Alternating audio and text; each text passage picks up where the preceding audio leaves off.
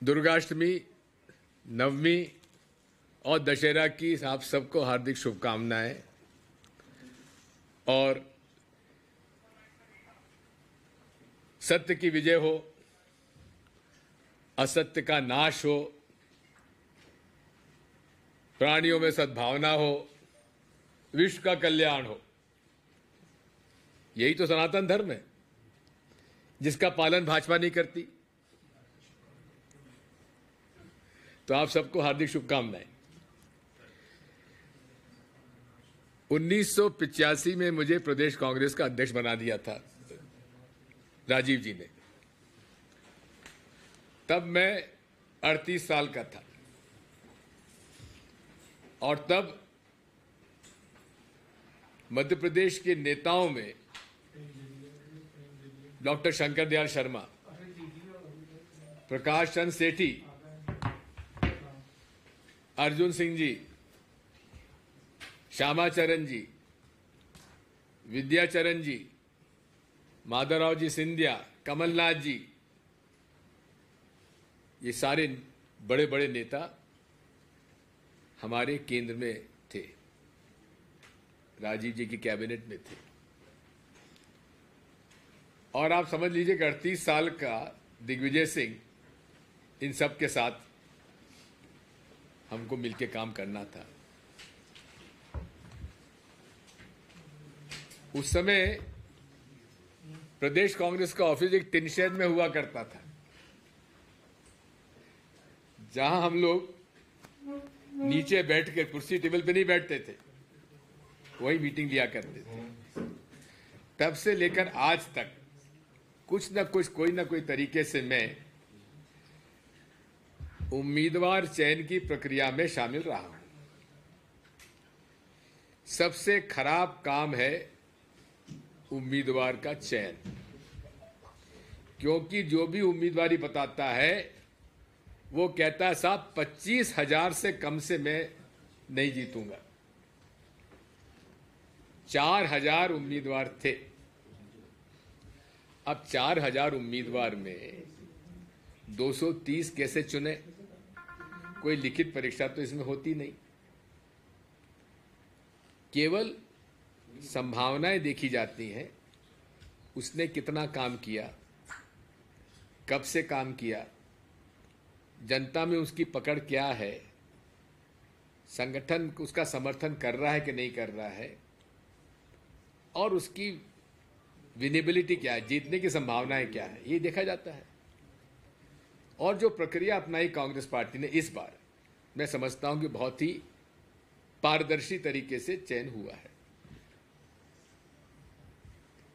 सबसे पहले कमलनाथ जी ने जिला प्रभारी बनाए, सह प्रभारी बनाए। मुझे 66 सीटें को देखा था, आंकलन करने के लिए कहा था, जहां लगातार हम हार रहे हैं। पहली बार मध्य प्रदेश कांग्रेस कमेटी में ब्लॉक के नीचे मंडल, सेक्टर और बूथ तक हम लोग पहुंचे। इतनी तैयारी हमारी 2018 में नहीं थी, क्योंकि कमलनाथ जी को केवल 5 महीने मिले थे और शिवराज सिंह चौहान के खिलाफ इतनी एंटी इनकम्बेंसी भी नहीं थी जो आज है। लेकिन इस चयन प्रक्रिया में लोगों का नाराज होना स्वाभाविक है, क्योंकि हर उम्मीदवार सोचता है कि मैं सबसे बेहतर कैंडिडेट। अब जिले से नाम लिया गया, ब्लॉक से लिया गया, जिले में लिया। पहली बार एआईसीसी के प्रदेश की स्क्रीनिंग कमेटी, एआईसीसी की स्क्रीनिंग कमेटी ने जिला स्तर तक के जिला कांग्रेस कमेटी के अध्यक्षों से मशवरा किया है। कभी नहीं हुआ ऐसा मेरे राजनीतिक इतिहास करियर में। मैं पीसीसी प्रेसिडेंट भी रहा, चीफ मिनिस्टर भी रहा, जनरल सेक्रेटरी भी रहा, एआईसीसी की स्क्रीनिंग कमेटी का अध्यक्ष भी रहा और वर्किंग कमेटी का मेंबर भी हूं। इतना पारदर्शी तरीके से कभी चयन नहीं हुआ था जो इस बार हुआ है। स्क्रीनिंग कमेटी के साथ साथ फिर एआईसीसी के हमारे सेक्रेटरीज, एआईसीसी, कोई असेंबली सेगमेंट नहीं है जहां वो लोग ना पहुंचे। कोई असेंबली, हर असेंबली सेगमेंट में हम लोग पहुंचे हैं। सबसे राय मशवरा किया है, ग्रास रूट के वर्कर से बात की है।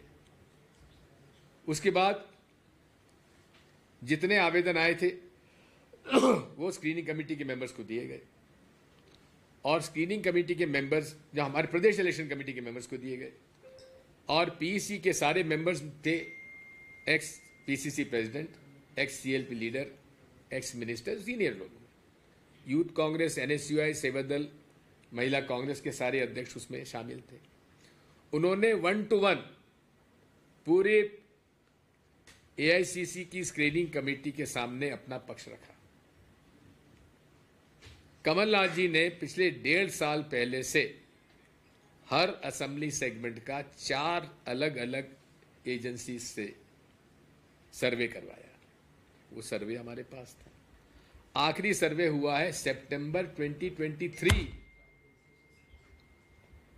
उसकी रिपोर्ट हमारे पास आई। उस रिपोर्ट के आधार पर स्क्रीनिंग कमेटी ने अपने प्रस्ताव रखे, और उसके बाद चयन सीईसी ने किया। हां, इसमें अपवाद कुछ हैं। जो अपवाद हैं वो आउटस्टैंडिंग केसेस हैं। 90% जो सीट तय की गई हैं वो सर्वे के आधार पर तय की गई हैं।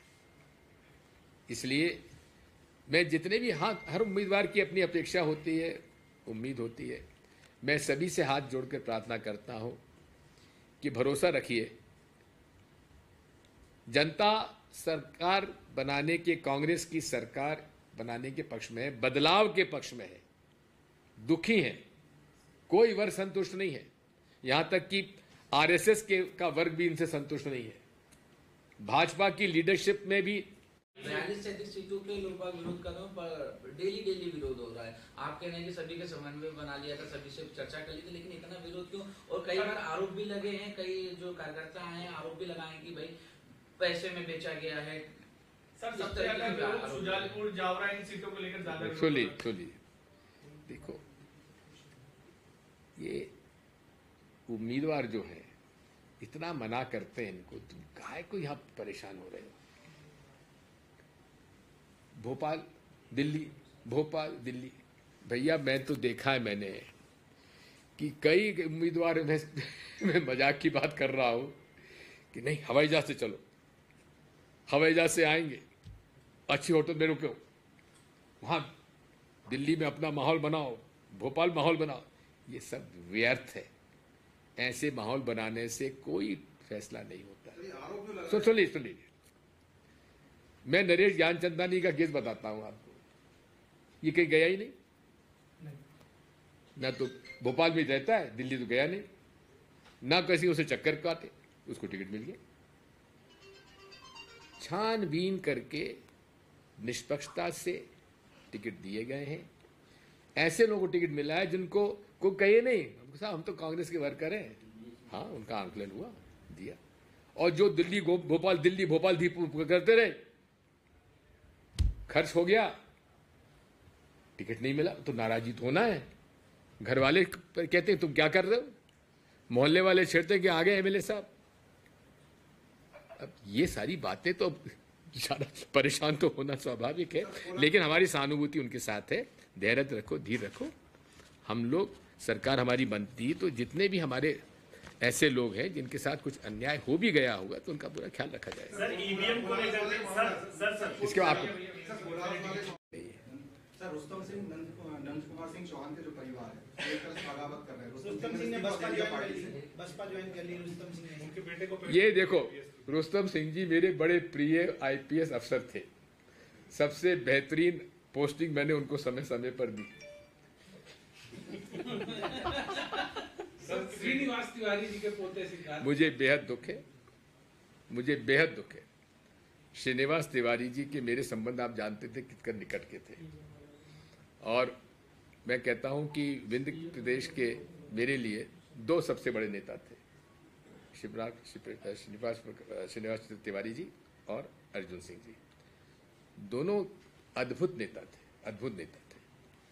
और श्रीनिवास तिवारी तो आप जानते हैं, तिवारी जी तो, मैं रीवा में किसी और के घर खाना खाने नहीं जाता रहा, केवल सुंदरलाल तिवारी जी, उनके पुत्र और सिद्धार्थ के घर पे जाता था। सिद्धार्थ ने बेहद गलती की है, उनके साथ वो गया है जिसकी जीवन भर श्रीनिवास तिवारी जी ने विरोध किया है। क्या क्या नहीं कहा श्रीनिवास तिवारी जी को, क्या क्या नहीं कहा सुंदरलाल तिवारी को, सिद्धार्थ के पिता और दादा को, जिसकी वजह से आज सिद्धार्थ तिवारी बड़े उचक रहे हैं। शर्म आनी चाहिए उसको। मुझे दुख है, अच्छा खासा लड़का मेहनत कर रहा था, अवसर मिलता, टिकट का ठीक है, नहीं मिला तो क्या टिकट मिल गया तो क्या जीत जाएगा? सर आप भविष्यवक्ता नहीं, लेकिन आपका आकलन बड़ा सटीक